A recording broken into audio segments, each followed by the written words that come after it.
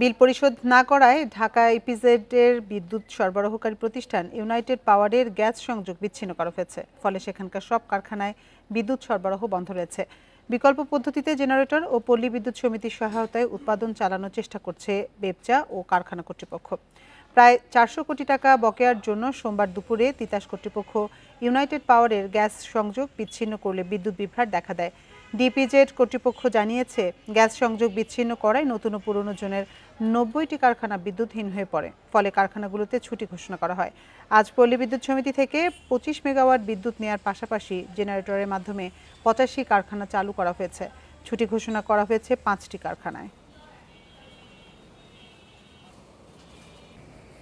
আমাদের এখানে 5টা ফ্যাক্টরি তারা বিদ্যুৎ না পেয়ে সকালে তারা ছুটি দিয়েছে, কিন্তু অবশিষ্ট আমরা ইতিমধ্যেই আমরা আরইবির সাথে আমাদের ঊর্ধ্বতন কর্তৃপক্ষ যোগাযোগ করেছে এবং আমরাও আরইবির সাথে যোগাযোগ করে প্রায় 70% কারখানা আমরা ইতিমধ্যে সচল করতে পেরেছি।